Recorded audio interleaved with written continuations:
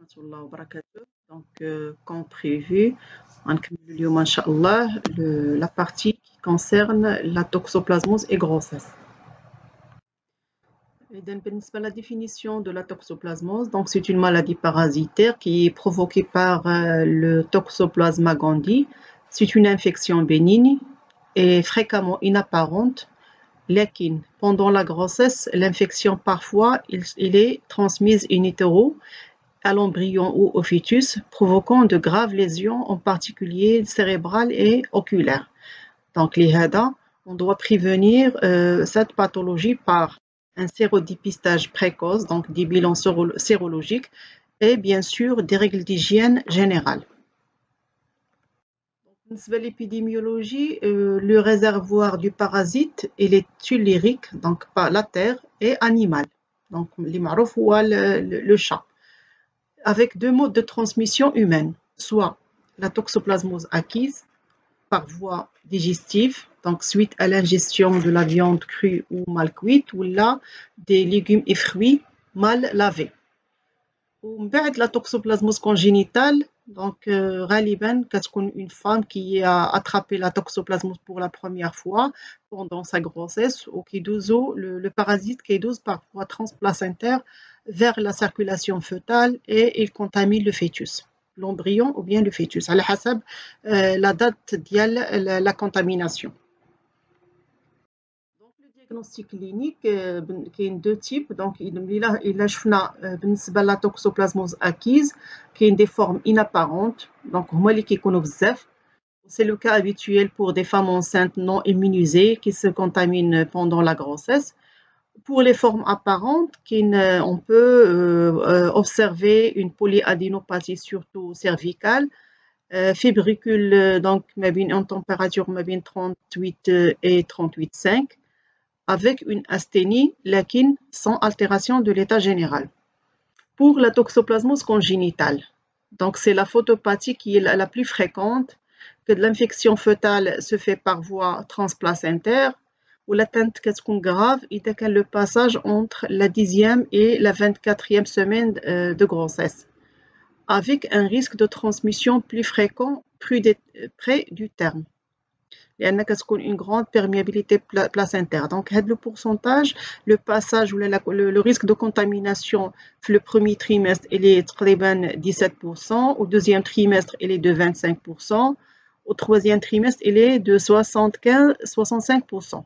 Mais à terme, il est تقريبا ما بين 90 à 100%. غير واحد الحاجة اللي خصنا نأكدو، la contamination fœtale كتكون grave إذا كانت précoce، ولكن le pourcentage ضعيف، donc ما كاينش l'atteinte، ما كاينش le risque كيكون قليل، ولكن إذا كانت une atteinte كتكون grave.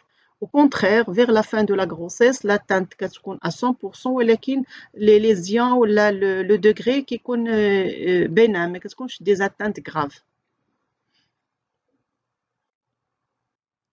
Donc, toujours la toxoplasmose congénitale, si infestation transplacentaire, le début de la grossesse jusqu'à 24 semaines, نشوفوا مثلا des avortements, des morts fœtales in utero, des atteintes graves, surtout cérébrales, oculaires, et une septicémie néonatale. Pour les atteintes qui sont plus tardives, c'est-à-dire une séroconversion, une primo-infection pendant la grossesse vers la fin de grossesse, en général, les atteintes qui sont bénins, avec un bilan neurologique souvent normal. Une choriorétinite sans retentissement visuel et des présences de calcification intracrânienne, des formes méningées infracliniques, près du terme, atteinte infraclinique ou latente, vers la fin de la grossesse ou il y a l'atteinte en fin de grossesse, il y a un ictère néonatal, mais sans retentissement grave, là, le pronostic néonatal ou la fœtal. Le diagnostic sérologique, il se base sur le dépistage ou le sérodiagnostic et sur plusieurs tests. Donc, pour les interprétations des résultats, on a les immunoglobulines G et les immunoglobulines M. إذا كانت مثلا في البيلون بيتبين بأن les immunoglobulines G sont négatives et les immunoglobulines M sont négatives, في هذه الحالة كنقولوا بأن هاد لا جيستونت ولا هاد لا فام enceinte elle est non protégée donc خصها ان سويفي وخصها لي ريغل ديجيان و لي كونساي باش ما تطيحش في المشكل ديال لانفيكسيون او كور دو سا غروسيس. إلا لقينا بأن لي زيمينوغلوبولين جي و لي زيمينوغلوبولين ام سون بوزيتيف دونك في هذه الحالة هاد لا فام عندها اون توكسوبلازموز اون كور il faut la traiter. Donc, كتاخد تريتمون غالبا لو تريتمون باغ لا سبيراميسين il réduit حتى 50% ديال لو دوغري داتانت فوتال. إذا جبرنا مثلا لي زيمينوغلوبولين جي positif alors que les immunoglobulines M sont négatifs. Had la patiente elle est immunisée donc خدات l'immunité ديالها avant la grossesse donc ما كاين aucun risque pour cette femme. ولكن دائما les règles d'hygiène خصهم يكونوا دائما accompagnent le processus de la surveillance de la grossesse. La conduite à tenir au cours de la grossesse, il repose surtout sur la prévention. Les femmes, on insiste sur le lavage des mains avant les repas et après avoir manipulé de la viande saignante ou de la terre, le parasite qui est et manger de la viande très cuite. Heureusement في la culture ديالنا حنا المغاربه كنطيبوا اللحم مزيان غالبا ما كنخليوش داك la viande saignante. Donc, laver à grand tout la salade verte et tous les légumes et fruits consommés crus. Donc, la culture de l'hygiène, alhamdoulilah, qui est عند les femmes marocaines, donc يستعملوا le lavage ou surtout مع هاد la pandémie ديال الكورونا راه علمتنا بزاف د الحاجات. Donc, le lavage. Éloigner les chats et les nourrir avec des aliments spéciaux ou bien cuits et nettoyer avec de l'eau de javel les récipients qui recueillent les excréments.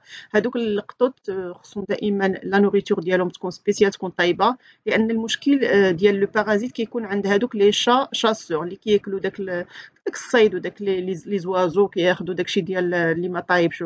اما اذا كانوا دي شا اللي هما بيان نوري وفي الدار ومقابلين دونك ما كيكونش لو ريسك ولكن ça n'empêche que ناخذوا الاحتياط ديالنا par le lavage والنقاوه والغسيل والutilisation ديال لو جافيل.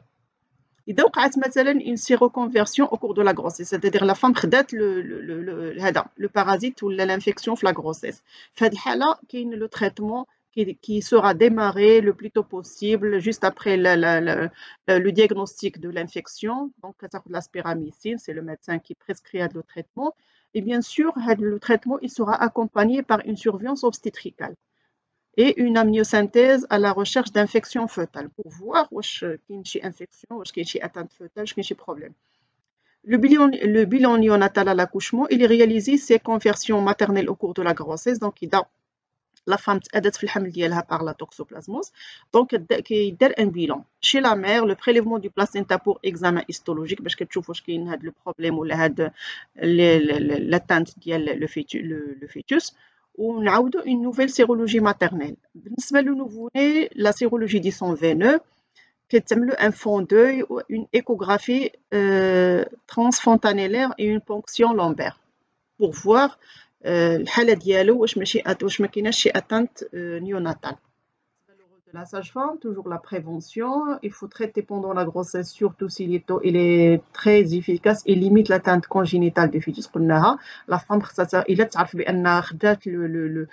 l'infection de la grossesse ديالها, donc تحاول تاخذ le traitement ديالها de façon précoce.